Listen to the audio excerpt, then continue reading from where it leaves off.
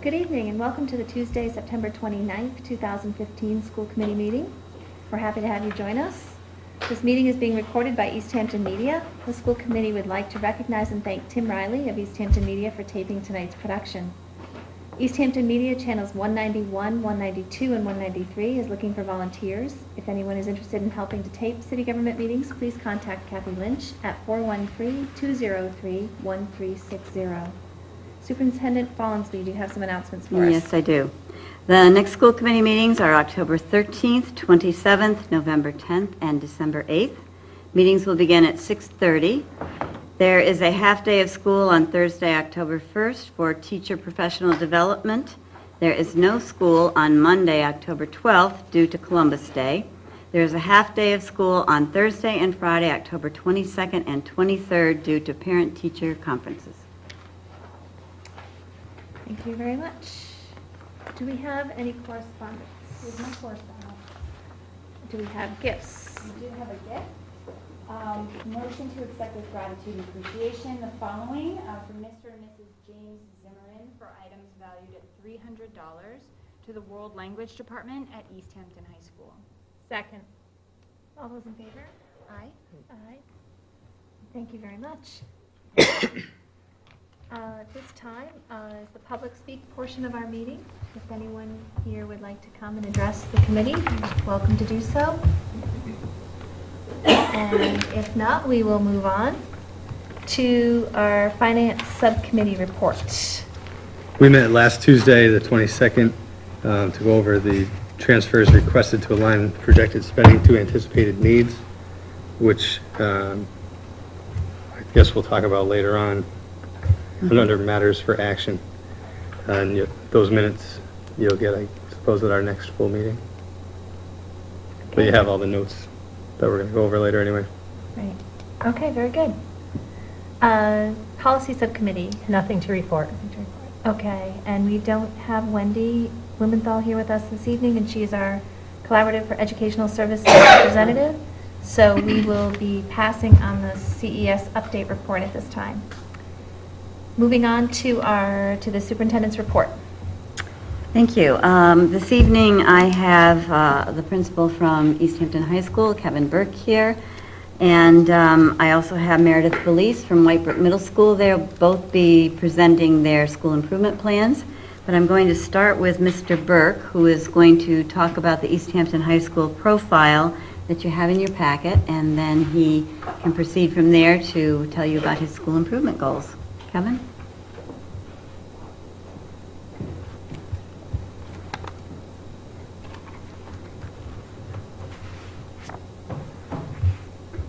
Thank you. The school profile is basically it's a snapshot of our community, what it's made up of, our school members and affiliates. Talks about, gives you some information of our program of studies as far as what type of courses are being offered, advanced placement courses, honors level courses, academics, and survey level courses. It talks about our career and technical education, and talks about our alternative learning opportunities.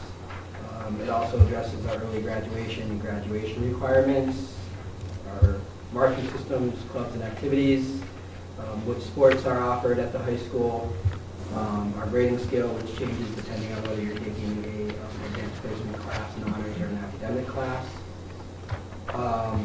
It also shows our past advanced placement tests dating back to 2011. Our SAT scores from dating back to 2013, with a 5-year trend of ACT scores.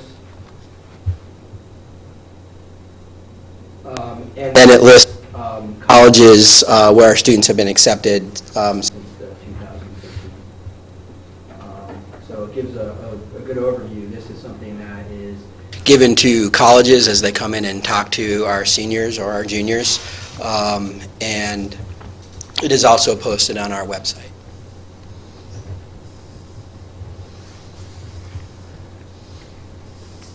Any questions? Or? A very impressive school. Thank you.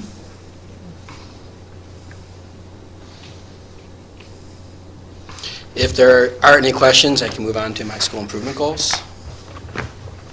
Any questions? No? Okay. School improvement goal, my first goal deals with student growth, and it's to find ways to increase diverse teaching strategies at Easthampton High School by sharing best practices, implementing a growth mindset strategies to ensure growth for all students.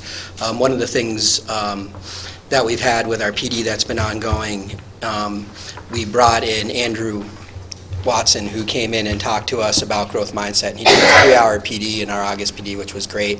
It actually really got our teachers excited and actually gave a blurb about the growth mindset to open house to the parents. And it gave them a positive attitude as they're walking through our school and talking to our teachers. So just talking about it and bringing it out to the community has been a great thing.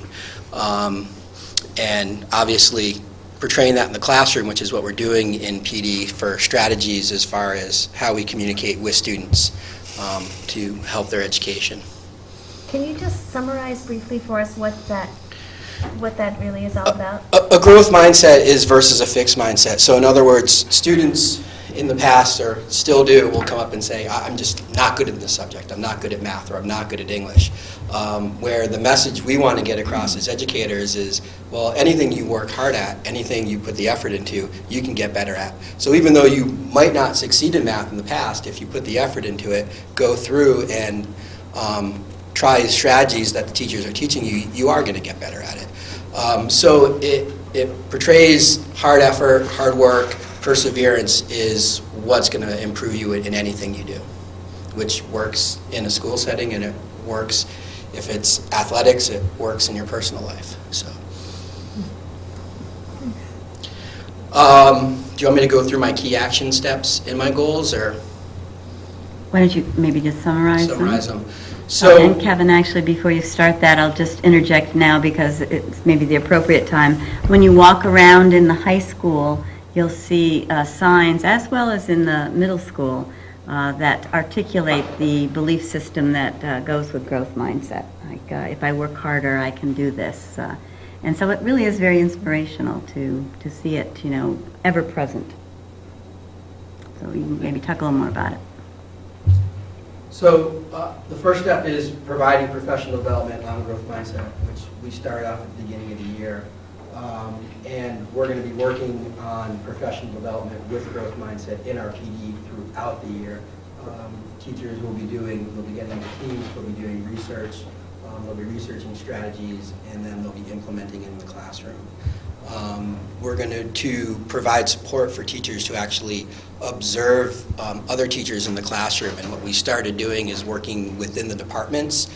So within the math department, the English department, the team leaders there have encouraged and have started to implement teachers actually observing, and it's already starting to begin. So one of the things we've been trying to do in Easthampton High School for the past couple years through our PD is the sharing of effective and good practices and best practices in the high school. And this is, we've struggled with it in the past, and this is one way we thought we could start kind of from a grassroots where they're working within the departments, get the culture going, and go from there.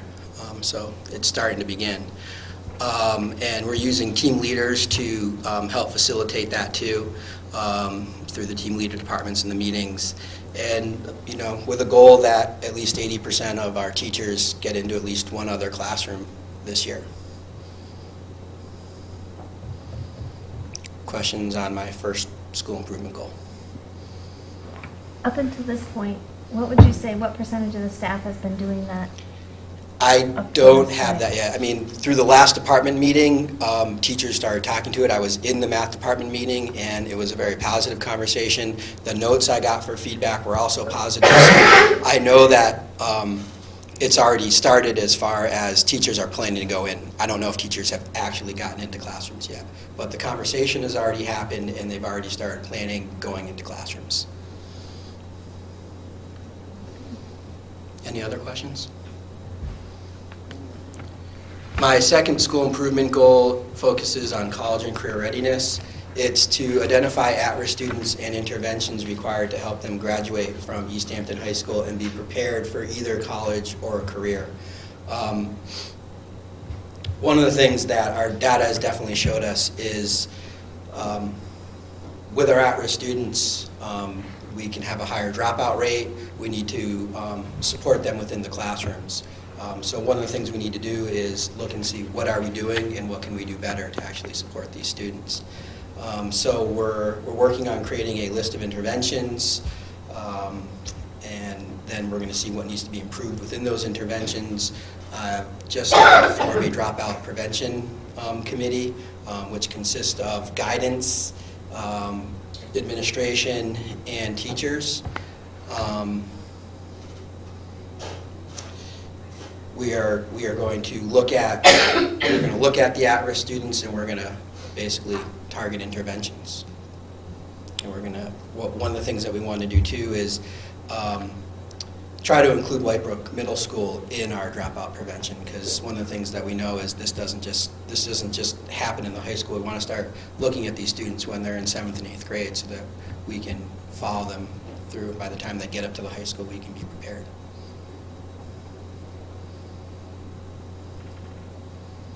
Questions on my second goal? Excellent.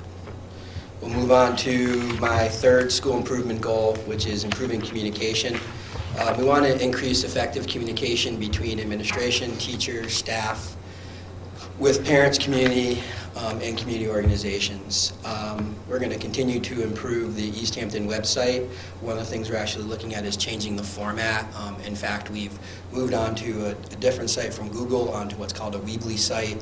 Actually working with a student who's done a lot of work with me to help get that site running. We're actually almost ready to launch a new website. And the great thing is you can put a lot more pictures and see what students are actually doing instead of just posting announcements. So it's definitely more interactive, it's definitely more visual, and it's easier to work with. So hopefully within the next 2 weeks we should be launching that. Make sure obviously that things are posted on the website, school calendar, and other things are updated. Create an expectation with teachers that they are communicating what's going on with us so we can communicate with the community. So not just communicating with parents about what's going on in their classroom, but there's a lot of different events that go on in Easthampton High School, so we want to make sure we're sharing that with the community, getting that out on either the Facebook page, our website, or to the school committee to make sure everyone knows what's going on in our school.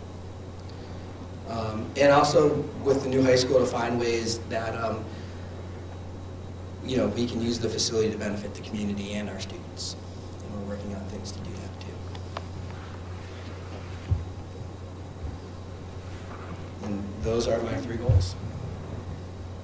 So, can I ask, not really related to this, but maybe communication. How did your open house go? Did you have good attendance? Our open house went well. The attendance was pretty good. We changed it up a little bit as far as generally in the past we've kind of the same thing we've done in the falls, the same thing we've done in the spring. And this year we changed it up because in the spring it's more geared towards guidance, AP, and making sure people are aware of what our school has to offer while they're registering for classes and coming in from 8th graders to 9th graders.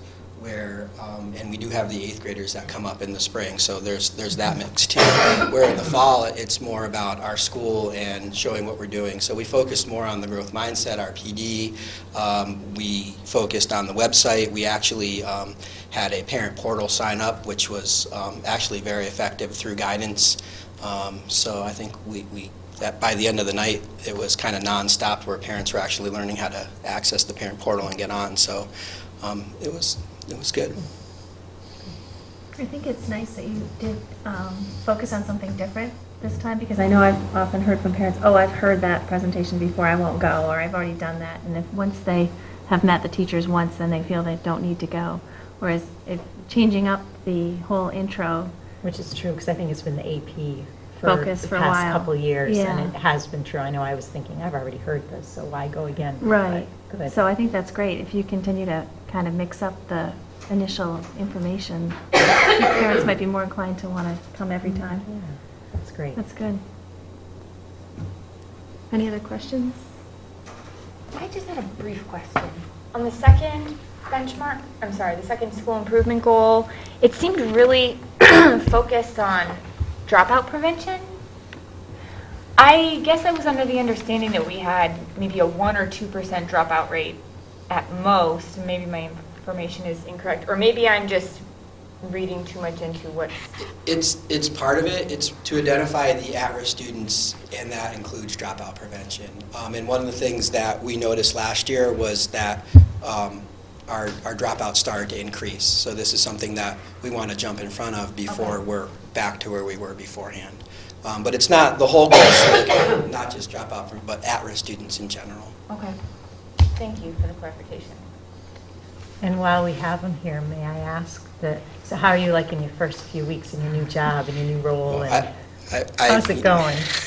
I love working in Easthampton, and having worked at the high school for the past 2.5 years, I enjoy it there. The teachers are great, the kids are great.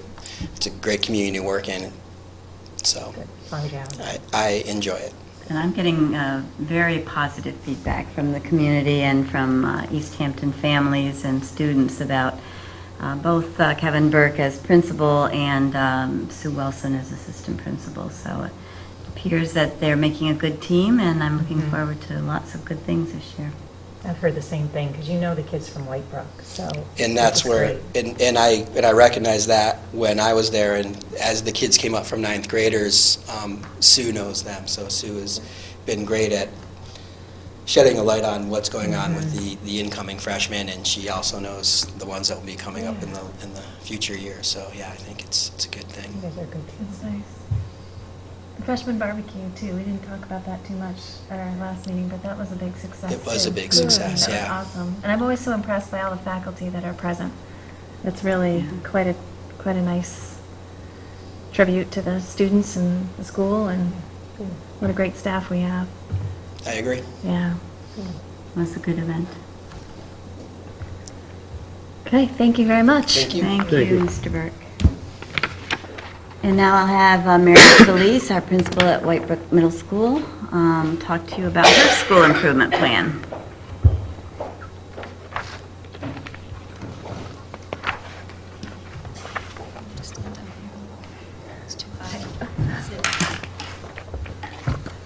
Before I start with the school improvement goal number 1, the Whitebrook staff, we also went to the growth mindset presentation with Andrew Watson on the first day.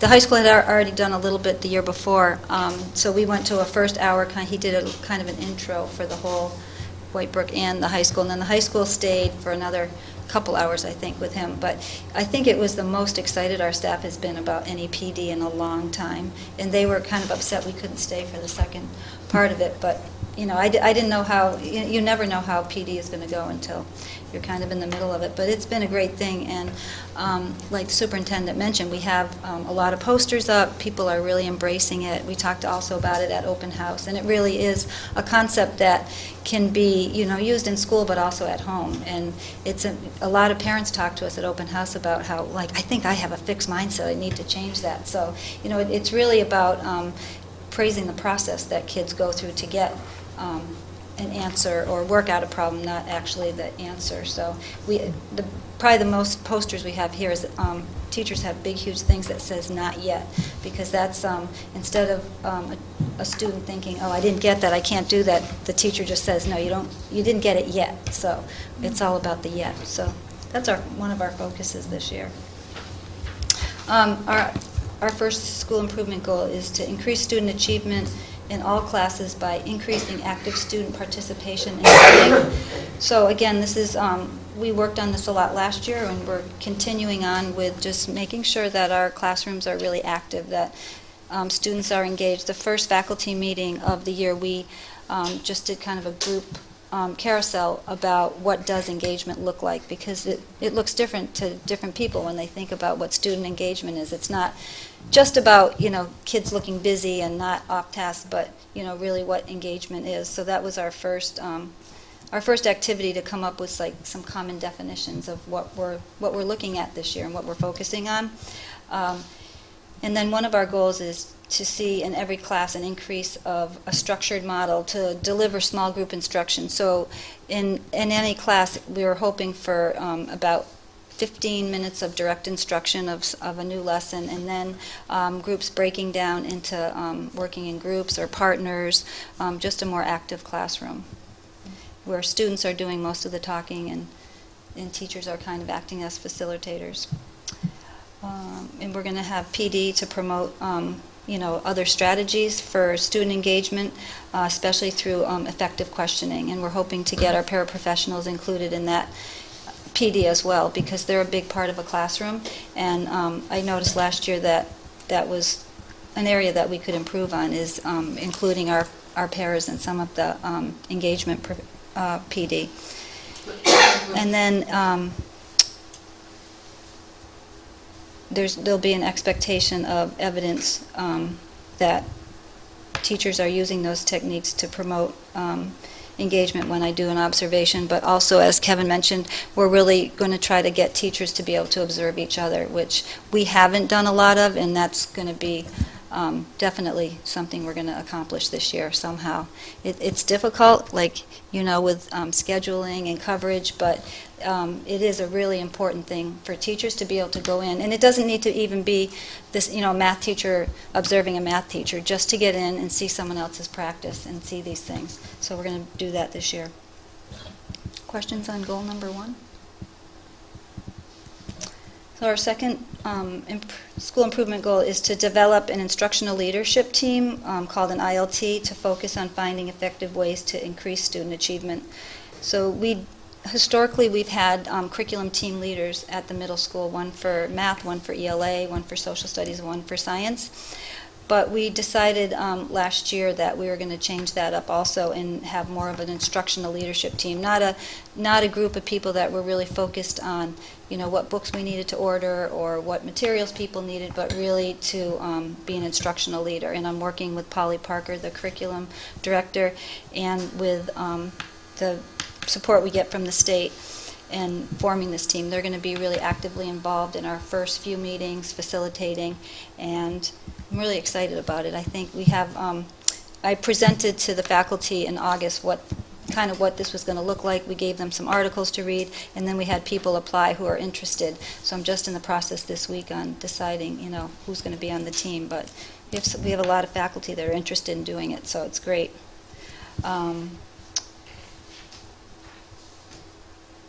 Anyone have questions on the instructional leadership team? Is this going to be a part of, I know we were bringing that model down from the high school where they were, it was not a walkabout because we're not. A learning walk. Yeah. Thank you. Yes, we're hoping to do something very similar to the high school. And the people from DSEC that I'm working with are the same people that worked with the high school for the learning walk. So ours will probably look a little bit different just because we're set up differently. We work in teams but very similar to a learning walk where teachers can observe each other. Any other questions on that one? And then school improvement goal 3 is to increase parent and family involvement during the school year.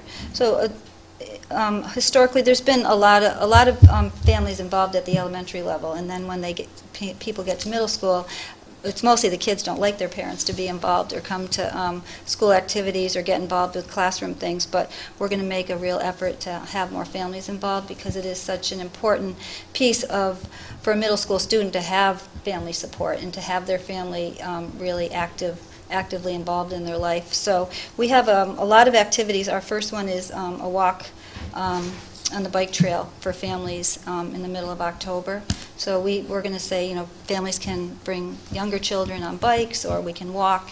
And we have a party at Interskate planned in the winter. And we have a bingo night. We have a lot of activities, one for each month. So we're just going to try to get families in and staff and see how it goes. And then we also have 2 math nights workshops planned, one in the fall and one right after the holidays. We have grades 6 through 8, we have a new math program last year, Connected Math 2, and it's a very different way of doing math, and parents have a very difficult time helping their students at home because it's not a book, they're investigations, and it's not a book you can go back and look at anything and try to help. So we're going to have a couple workshops for parents to kind of just go over how how the investigations are set up, give them some online resources to use, and just kind of demonstrate how the math class goes. And we also have a new website, very similar to what Kevin described, a Weebly one. Our administrative assistant in the special ed office, Christy Parzik, is going to be our webmaster. And ours is actually just uploaded this week, and I think it is updated. It's a very, it's going to be interactive. We'll be able to change it. She'll update it all the time. I'm going to try to put a little summary every Friday of kind of the past week's events and what's coming up, because I know that that's really important, just to get the word out there of what's going on in our school, and there are a lot of activities. Now, these websites that you both talked about, Mhm. do they fall under the EPSD? They do. It's a different program than what we've been using for the school, like the teachers' websites. It's a different format, right, Weebly? It's a free, But if you just Once click on... they go live, they'll be linked. but they'll be linked. Right. So when you go to the district page and you go down and click on White Brick, On the school, that page that's will what's come gonna up. come up? Yeah. Okay. Yes. So you find it the same way, but it's just the software we had before was it's hard for people that aren't expert to work with, and it's kind of confining. This one is just much easier to upload pictures, video, things like that. So it should be easier for families to use. And then we also have the opportunity to send out emails now instead of just the robocalls. And we can start emailing parents things too. And so we're hoping to have most of our families on our email too. Nice. Again, just taking the opportunity while she's here, but I love your lockers. Oh, I really thanks. like that project. Yeah, So I think that looks really nice. we have to put the titles of the books. They're going to look like books, so the kids are going to work on that part of putting titles in the books. Yeah, I mean, there's a group of 10 or 12 teachers that really want to do that in the whole school, but just that section was a lot of It's a work. big But yeah, project. it is. It was really nice for the students to come back and see something new here, Yeah. something different. And I so. did notice when I walked in, the loyalty lane. Yes, I liked it, yes, and I we- saw there's another one down there. Right, The- that's from our Virtues Project, Yes. which ties very nicely in with the growth mindset. Yeah, And so we're continuing our Virtues work also. But yeah, we have all the hallways named. that's neat. Yeah. Very nice. Also helps us find our way around this Right. maze. The maze. White brick. Any more questions? Do we Yes. have time for you to just tell us briefly, summarize what the Virtues Project is? Sure.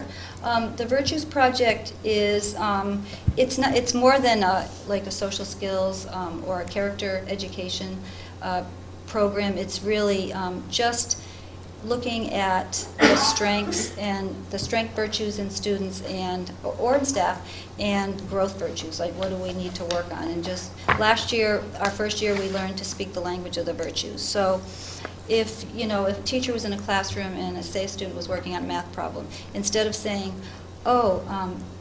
Susie, you did a good job on that problem, instead of using language like that, you'd say, Susie, wow, I really like how you persevered through that problem and you really stuck to it to get to the end. So it's just kind of like, finding the strength virtue instead of just a blanket compliment, and it just, it makes people feel like, you're really talking to them and finding what's special in them.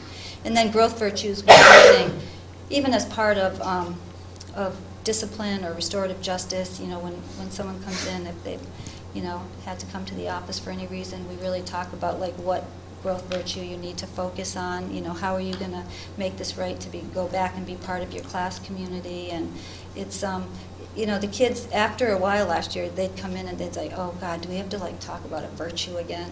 But they liked it. I think that a lot of them brought it home. We had some younger siblings come up from 5th grade this year, really excited about that they were going to be able to do the virtues. So we're going to continue on with it this year. Kind of provides a common language and It common does. mindset. Yeah, absolutely. Nice. All right, thank you. Thank you Thank you. very much. Okay. So I'm going to give really a pretty brief overview of MCAS this evening. We are really just starting to dig deeply into the MCAS results, the data, and look at them to drill down actually to see what exactly it tells us and what it tells us about the areas of strength and what it tells us about the areas of challenge, and the kinds of things that we can put into our instructional core that will help support the areas that are challenges for us. Unfortunately, we did take a dip in just about, well, I think in every subject. We believe that it's a class effect that we're seeing here this year. We had a very strong academic class last year that really did extraordinarily well, did better than expected in terms of the growth that's expected for a class. And then this year's class, which has, as we're looking historically back on it, has had a similar kind of pattern over time. So I think that that's what we're facing this year. One of the things that we want to do is look at the standards and to see which ones were particularly challenging for our students, and look back and see which other classes we have coming up that may have those same kind of challenges, and determine which kinds of supports we're going to put into place. Sometimes it seems as if there are never enough supports to put into place, but I think the more closely we identify what the needs are, the better we're going to be able to match our resources and our supports to those needs. Now, the good news is that, well, I'll start with biology, talking about that kind of class effect. So from 2012 to 2013, our students performed as expected, making the proper growth that the state was expecting. From 2013 to 2014, they jumped from 71% of students advanced and proficient to 88%, a huge jump. So more than expected growth. And this is that class that was coming through and showing this really pretty impressive growth. And then this past year, we took a downward trend, which it seemed even more downward since the last year was so high. Now the good news is that we did have students taking physics, and Can I so ask, Nancy, what was the Sure. percentage for this year's class? for the proficient and advanced 47, big drop. But the good news is for physics, our students are performing in the advanced category at 50% of our students are in advanced. And at statewide, there are only 25% last year and 30% this year. So we're well above the state in terms of advanced students in physics. And in terms of the warning failing, the other end of the spectrum, last year 9% of the students in the state were in warning failing. This year 8% were in warning failing, and in Easthampton High School there were 0 students who were in that warning or failing category. So what it appears that this tells us is that our students who do well do very well, and that we also have a population of students who need supports that we currently haven't given them enough of. And it's partly identifying, what those supports are that are needed in the different subjects. Does every high school student take physics? No, Right. no. So it's a small population. Right. Last year there were 36 students who took physics, and this year there were 20. Their biology is a gen ed requirement, though. So that's going to pull every student, regardless if they are scientifically minded and that's their greatest strength or not. That's pulling the entire population of the class. They have to take the Right. the science, yes. But and I'm not sure, Kevin, did the physics students also take the biology? No, that's what I thought, that they could choose physics or biology. Okay. And so, if you have an aptitude for physics, you can take that as your MCAS. Right. And so these students did, and were very successful with it. So Good choice, guys. we're delighted about that. And we have a strong physics program at our high school. We have a very good physics teacher we hired, I believe, 2-3 years ago, Abe Phelps. And so clearly he's been doing some great work with our students. So, look forward Just to for that. parents' edification too, from my background, biology and history have a common thread in that they are enormously far-encompassing subjects. So you can be a very strong student of either one specifically, but there are still going to be weak spots. It's a huge subject field Yes. to try to master. And so when you're talking about a standardized test that's, even if it's several hours long, if it happens to hit you in a couple of those weak points, it'll be reflected in your score, even though you could be a strong student in that Yeah. subject. In mathematics, we did just a little drop, not terribly significant. 79% of our students, now again, this is just high school data because our high school was the only school that took the MCAS. All of our other schools did the PARC assessment as a pilot for us, as a trial. As I think you remember from our conversations earlier, we won't get those results until probably sometime in November, possibly December, and they won't give us all of our accountability status until that time either. But in MCAS at the high school in 2014, 79% of our students performed in the advanced or proficient categories, a total of those two categories, and 77% in this year.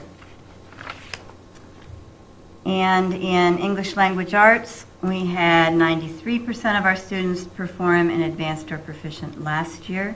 This year it was 88%. So again, you can see that. That's still that pretty gap. impressive, because It's as you good. said, last year's graduating class was Yes, they were one of those really high progress classes. So again, you have classes come through, and so you're going to have different data, different statistics for those classes coming through. But as I say, we're really looking into digging into this.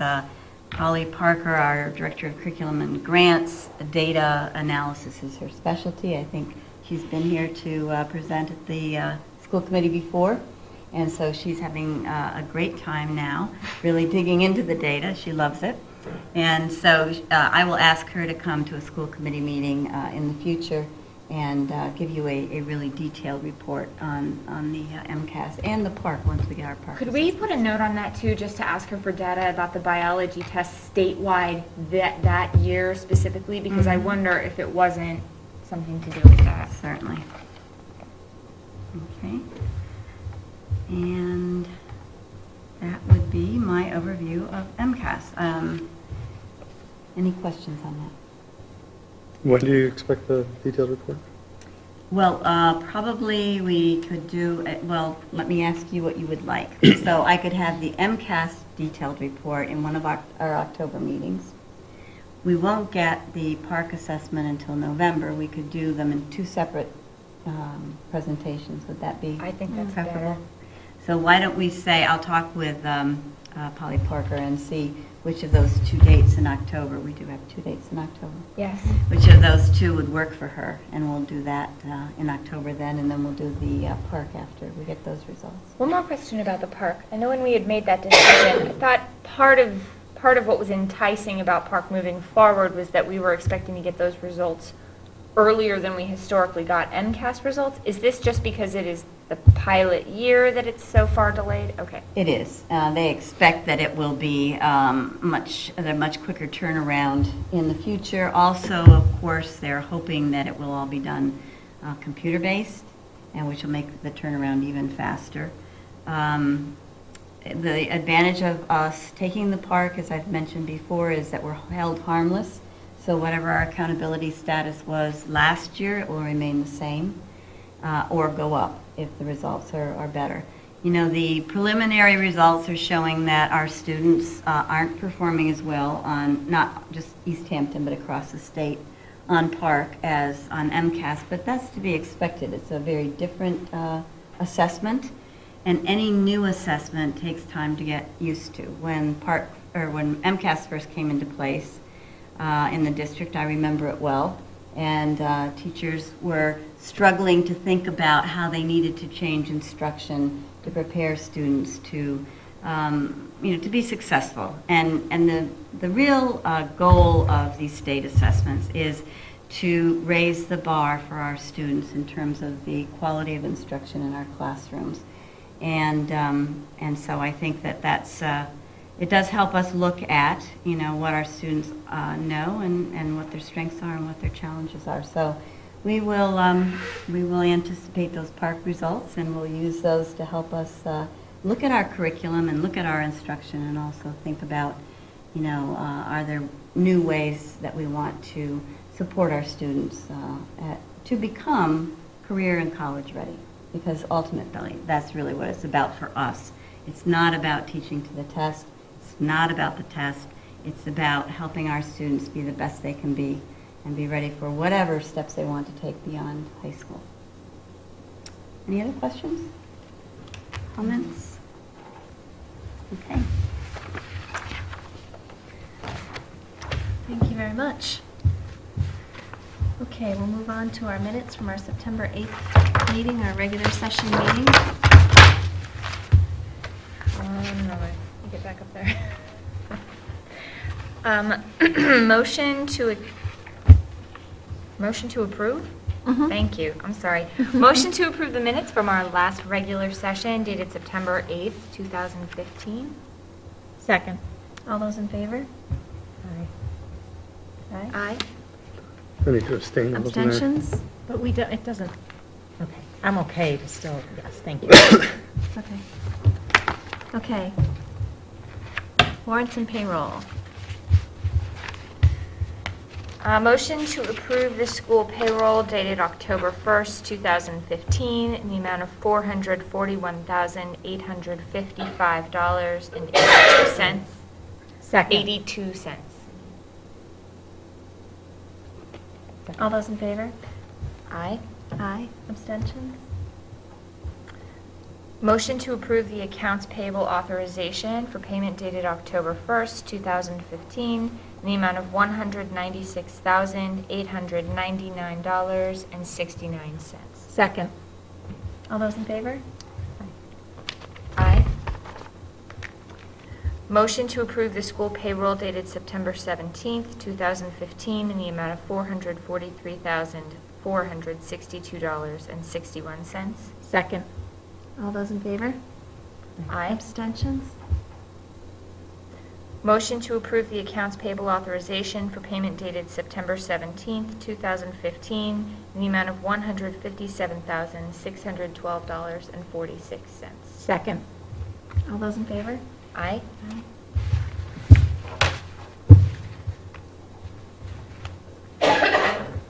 That's it for me. That's it. Thank you very much.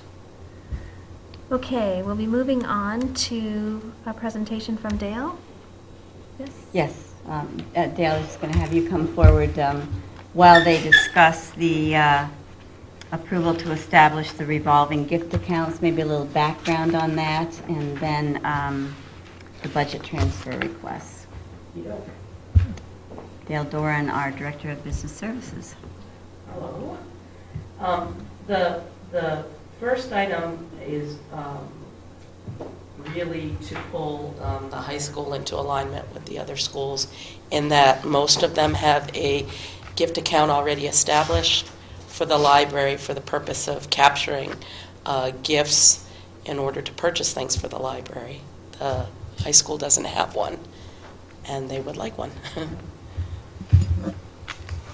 So should we vote on that right now? Okay, is there any, does anyone have any questions? No, we're all set? Okay, is there a motion to approve? To establish the EHS Library Revolving Gift Account? Motion to approve the Easthampton High School Library Revolving Gift, did I say establish? Am I sorry, motion to establish the Easthampton High School Library Revolving Gift Account. Second. All those in favor? Aye. Aye. Okay. Item D, I would put in the category of accounting housekeeping. There has long been an account within the student activity account that has captured the rebates that come to the school as the result of AP testing fees that are assessed to students. And I'm requesting that the account would better be a revolving account outside of the student activity account for a couple of different reasons. One of which is the student activity account really is supposed to be under the jurisdiction of students, particularly at the high school level. They're supposed to be part of the decision-making about how that money gets spent, and it typically is money that they have fundraised. That isn't the case with this. It's monies that come about as a result of rebates to the school. So that's one reason why it makes sense that it be a revolving account rather than in the student activity account. The other reason, probably a more practical reason, is that the school would like to use it on occasion to pay for services to help kids prepare for the AP test, and student activity accounts specifically prohibit paying staff members at the school for services out of a student activity account. So it hasn't been able to be used for that purpose, and that would be a logical use of those fees on occasion. What have they been using it for?